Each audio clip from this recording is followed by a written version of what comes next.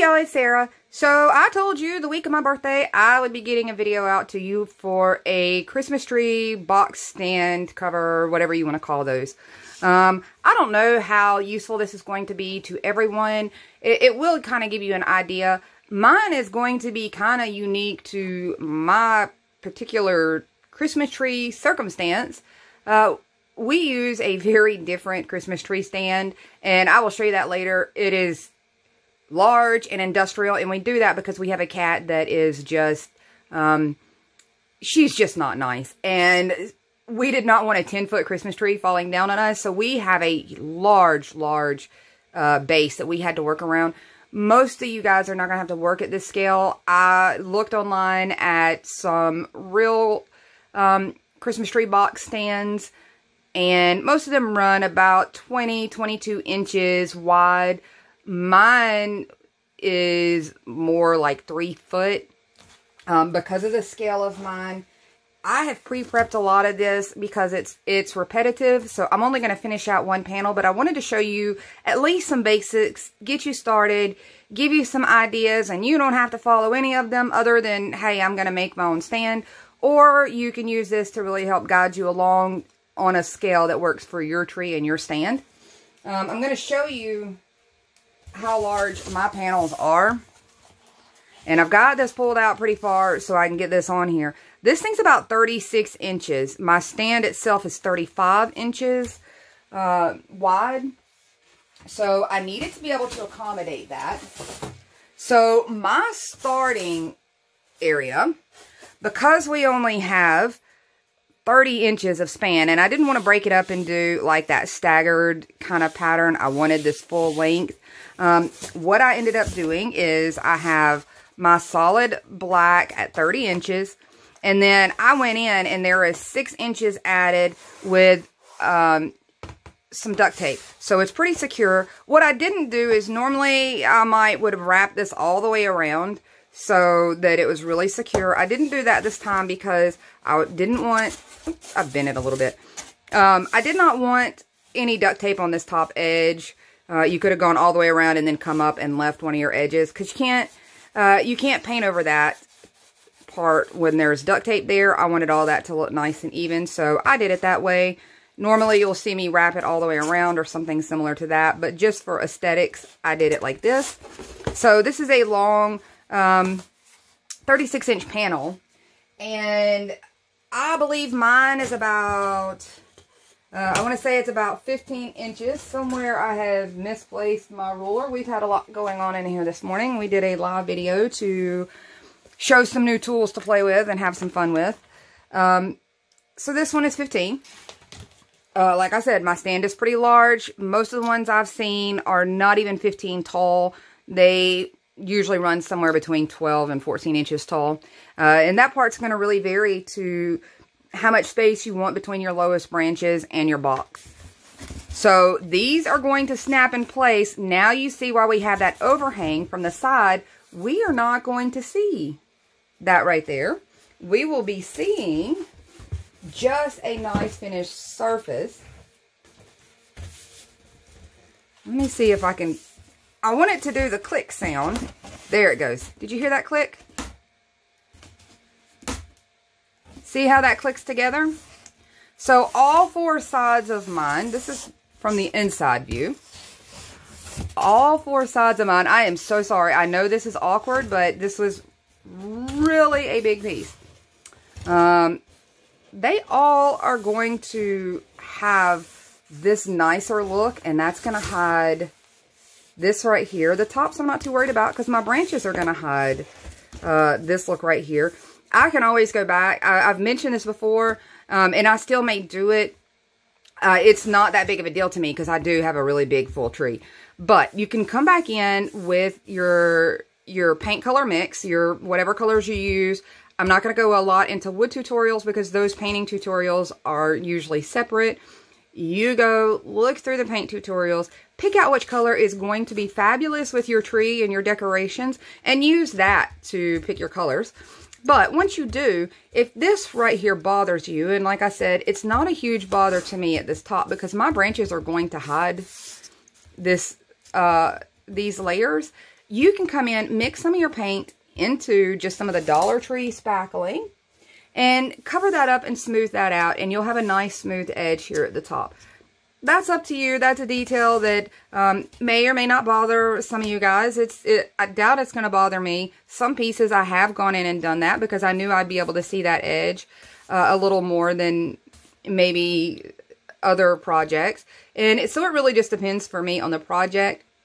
I don't do it a lot on camera simply for the fact that it does take a long time for the spackling to dry. And by the time I do it, it's at the very end and I've already shown you the project. So I don't really go into it on camera, but it's absolutely something you can do. Just take a light layer, go across there, sand it down, and you have a nice smooth surface. But this right here is so very cool because I'm going to box myself in here. This thing is bigger than my actual desk, so that's part of my problem. When it's all said and done, I am going to have this big, giant, gorgeous box. I'm going to give you a quick flash of most of this put together and around just my tree stand so you can see what it does, why I did it the way that I did, and, you know, you can decide whether or not it's a way that you want to do it, or you can just glue them all together and it's not that big of a deal. Make your panels. This is essentially, if you look at my panels here, it is pretty much what I've shown you before on the barn door tutorials, on several of the art pieces. The only thing I didn't do on this is I did not do my crossbar X's, and there was a couple reasons why. One, I wasn't sure if I maybe wanted to hook like a little small wreath and put there, and I still could have done that with the X, but most of you probably still can. My problem with that was the simple fact of size and scale. I am at such a huge scale that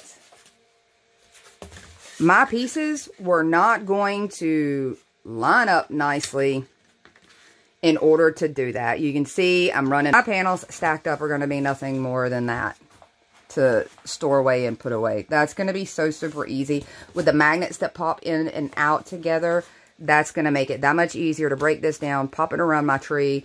I can remove it from around my tree when I want to. If you guys are using a live tree, you'll be able to move it out of your way to get to your tree and water it. If you're just wanting to stage it and you don't want it under there all the time because you've got pets or presents or whatever, you'll be able to pop it back and forth. Whether you use the magnet method, a Velcro method, whichever way you want to go. I ended up using 2 magnets per spot. You can see they're double layered, they're double stacked because I'm using the Dollar Tree magnet. Okay, so enough jabbering and explaining this thing. I'm going to show you some pieces that we're going to need to put. This is for one panel. You're going to multiply it by 4 panels. And the only difference is I'm showing you one of the panels that has the 3-inch. And then I'm going to show you what the alteration is for the other panels. So they're all exactly the same, except for one little change on 2 of the panels. And you're going to see I used my favorite go-to, which is the salvage barnwood look. It does have that really rustic appeal to me. It's what I'm using all over my house anyway, so that's why most of my projects are this color. So what we're doing to get our bulk is we're not necessarily having to do lots and lots of heavy layers. We're going to bulk up some layers though. So the first thing you're going to need is it takes 5 3-inch strips. Right here you can see to cover your 15-inch panel. And what I have done, these are 3-inch by 15-inch. These are what's going to go down my sides. Now, all I'm going to have to do to these is just paint out these edges. We don't even have to paint this whole full piece. And honestly, we wouldn't have to paint this one or this one. They're going to be on the bottom. I just happen to have some that were painted up already, so I'm going to be stacking to those. But you don't have to. You could leave that one white, and we're just wanting to make sure that our edges are painted. And here's where we're going to start getting our bulk. So let me get these laid out, and you'll kind of see where I'm going with this on the construction here. Now, I'm going to grab a couple spare pieces here. So like I said, these are 3 by 15 for the full length of this. And these two are 4 by 15. All I'm going to have to do is come in and finish those out on my edges. I'm getting my bulk here, right? So essentially we've got a 3 stack there. And you could so easily just go in and do 2 blanks there and put your nice painted one on top and get that 3 stack of thickness. Same thing on this top one. And I'm probably going to start gluing things down here real quickly. So you can see where that's already bulking that up. There is a nice depth right here. Let me grab my paints so that I can do my edges. And all I'm going to be using is my cheater mix. If you don't know what that is, I have mixed a little bit of Waverly Wax and Antique, a little bit of Waverly Clear, and a little bit of Waverly Ink. And that just gave me a really dark, rich brown without the red undertones that the antique color has. And it allows me to do my sides real nicely in a kind of dark, rich tone. Let me grab a glove here. I just finally got my nails done. Listened to the lecture from my nail guy about how terrible I take care of them. And so, let me try to be nice to my nails here. This one's already done, but I did see some spots that really could use a little touch up. It is very hard to touch these up once you've glued them down without getting more paint on the other sides. So, I try to make sure that my edges are nice right off the bat. I'm going to take all 4 of these right at once. And you see that's not, this is like an espresso color. It is not quite black. It is not quite brown. It's definitely not as reddish of a undertone as the antique itself. And only part of this do you actually have to do right now, because the rest of it you do the very edge of these. We typically will go back and do at the end once we finish our piece and it's all put together and you get ready to kind of finish out your piece. You would go back in and touch up the very edges.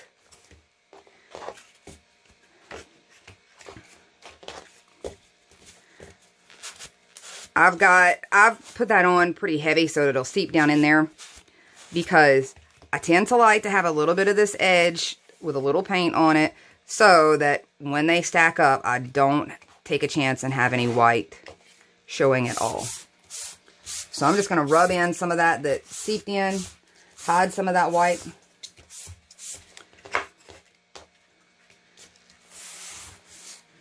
Just right on those edges. That way, if you accidentally stack it and stick it a little crooked and they're not lined up completely flush, you don't have any bright white staring at you looking all awkward.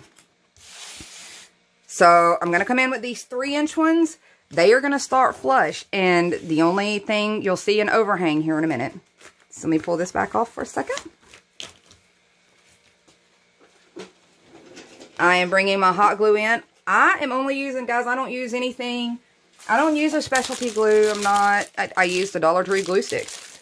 Especially at the rate that I go through hot glue. I'm not using any special foam glue. I will tell you, though, there are certain glues that have a chemical reaction with your foam. Be aware of that. E6000 is one of those glues. Once it has had time to soak in, it can chemically react with your foam and make it shrink just like spray paint would. So all I've done is made some nice chunky strips. I'm going to go in and put this in right flush and even with this side panel here.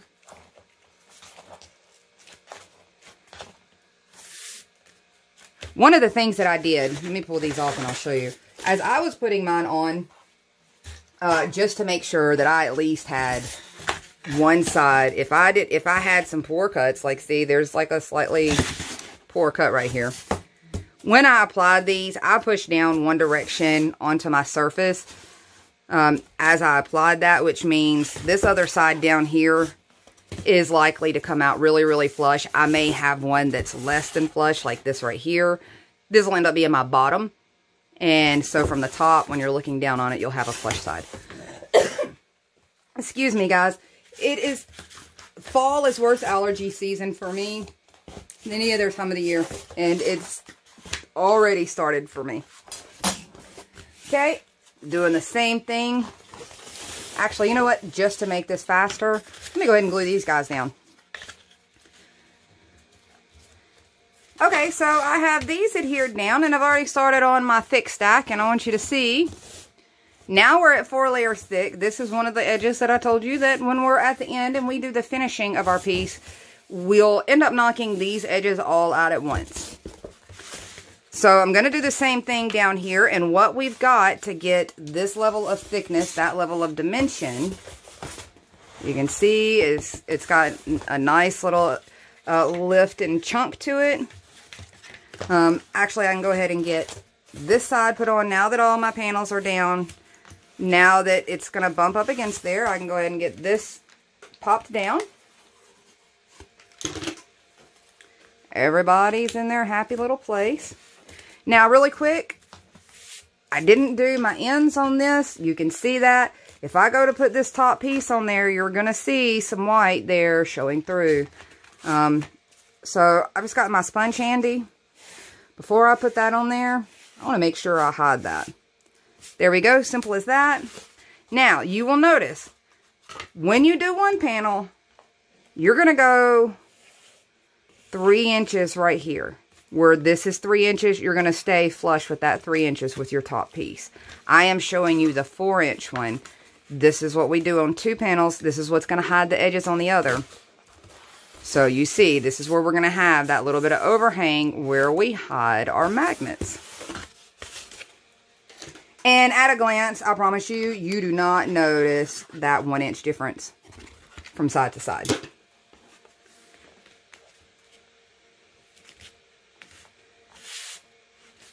There we go. I need to get my bulk and my volume on this little piece right here. So let me grab 2 more. Because ultimately we're going to end up with this about 4 layers thick of our foam core. Same thing here. I did not ink those ends or paint those ends out. I don't want to glance over and see any little hints of white showing through. Simple enough. So I'm going to glue these together.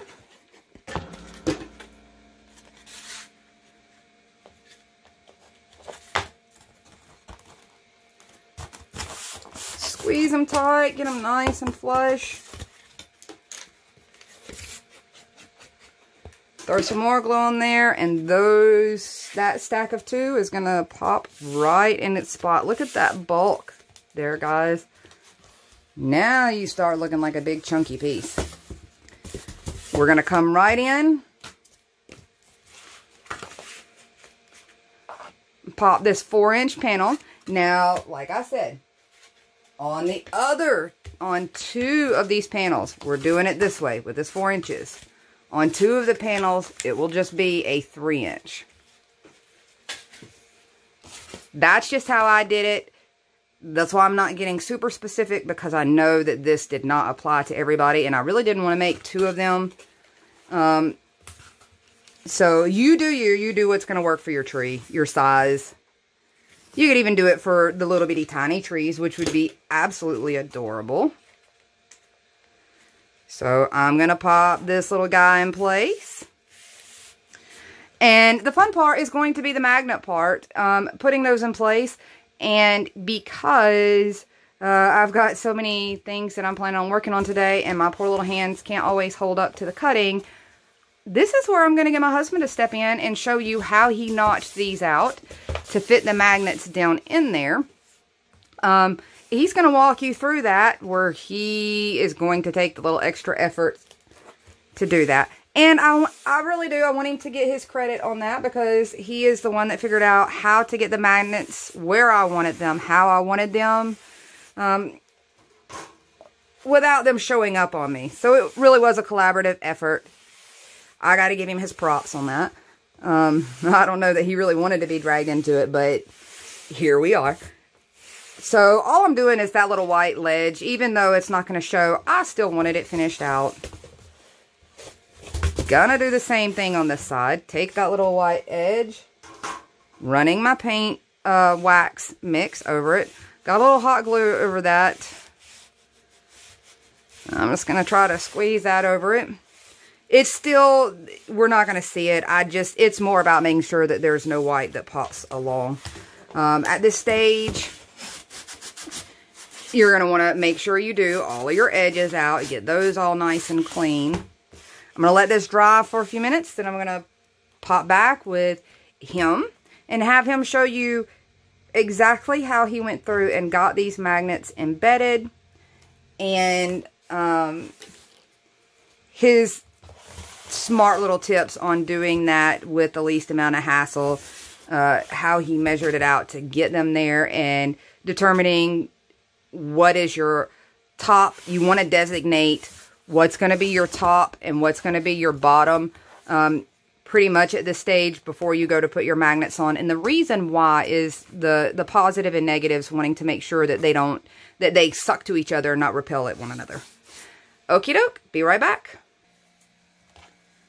Okay guys, really quick before I get him started on the cutting process for the magnets, I wanted to show you how we decided to line them up. So this set's already been done and they're already embedded. You're going to align each section to make sure that you know that your magnets are hitting together. And you just take a pencil and you're going to mark where each of those magnets are from panel to panel. Once you get your first panel done, you're going to mark everything else to match out to those panels.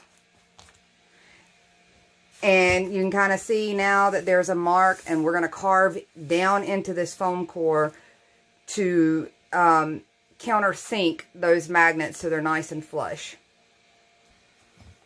Okay guys, I'm back. Everything's marked out. I've got strong hands here to do the incisions for me. All he is doing is going down into a couple layers of this foam core. Are you hitting the first two? For all three. Okay, so the 3 layers of it that he's digging down into. So what I want you to notice is that on these panels that had the flat 3-inch side, those, they are facing forward. On the panels that were hiding everything, those are going to be glued in sideways. And then that way, when they're hitting at that 90-degree angle, they're hitting face to face. One of the things that he made sure to do is, if you notice, this magnet is not glued as part of this set right here. He made sure that it was, when we get ready to glue, that the sides are magnetized together, because if you guys are familiar with how magnets work, if you try to do it this way, those two are not going to want to go together.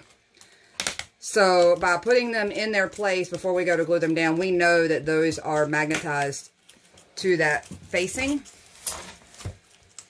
And you can see what he has done. He's gone in, he's carved out. I trust his hand a little more with that precision blade than I did my own. He'd already done it a couple times. So this is the part I always tell you to be cautious with. If your glue is super, super hot, it can soak into that foam and like shrink it up. Are we sure we got that one the right direction? Oh, nope, I didn't. Nope, see? worth checking on that, guys, because I thought I had it right. Their, what is that? Their polarization, they will repel one another.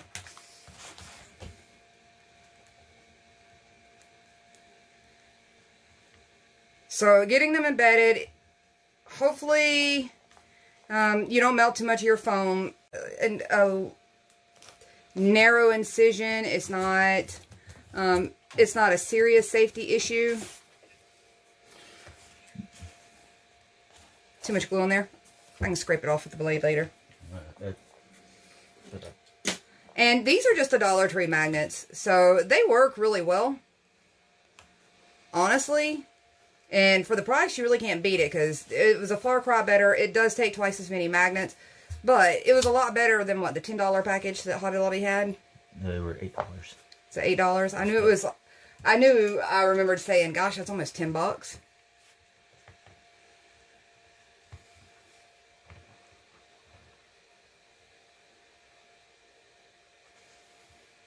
You're as bad as me. The more glue, the better. Yep. That's why we go through so many glue sticks. Alright. So I will not put another board in the way while he's carving that out. And you can see how he's doing. He's going through 3 of those layers. And it fits pretty much just right. Not hitting that surface layer because you don't want to see it pop out the other side. That was a little bit of my struggle, is that by the time I've been playing a lot and my RA kicks in, I don't have the precision with a blade that I really would like. I was really leery about doing it and trying to compensate with pressure and going through the front of it and ruining the whole piece. So not everybody will have that problem.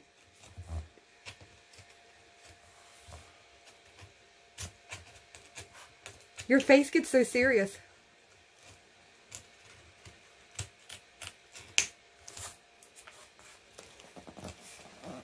Okay, I'm going to let him finish pulling that last piece out. And we're going to pop that last magnet in. And when you see us again, we are going to have this thing put together around my tree stand. So you can see why I said ours had to be really large. And you're obviously going to need to make adjustments. I just kind of wanted to put the idea there for you of some ways that you could put it together as far as getting a piece that had the mobility to store easily and that kind of thing. Okay guys, so here we are. This is the finished piece. You can see what a huge, large scale this is. It's about the only place I had at the moment to set this bad boy up and kind of show you. And I'm holding my camera by hand, which I usually don't do, but I wanted you to see kind of how large this thing. Now, mine is going to have, is going to be fully covered because we do have a really large tree. You can see what I was talking about on the tripod stand that we have. It's an industrial stand. That's why it is so large. We needed the space. But let me just kind of show you what this looks like. It is a really nice, big, chunky piece. And the really super cool part is that it's going to pop right back together with the magnets. And there you go. You guys can see my whole entire, my whole foyer is pretty much foam core. For those of you that were wondering whether or not it was something that I really use, it absolutely is. You can see my bench is still holding up. The only one that sits there is the cat. But I do love how this turned out. It's going to be a whole lot easier to store and put away. I don't know the long-term durability if I have to make another one in a couple years. Not that big of a deal, but I'm assuming that if I put this away nicely, maybe store it in a garbage bag or a large sealed bag, it's probably going to hold up really well for me, and it'll be easy and lightweight to put away up in my attic. But I'm not entirely sure that that's even a smart idea, because I do know that this is kind of weather sensitive. And there you go. From the inside, you can kind of see the duct tape, but it's all black. It's not going to be all that noticeable. And And I hope that helps you guys figure out what you may want to do with yours. You can do it any size you want to, and I still may end up doing some smaller ones because I do have some smaller trees that I'll put around.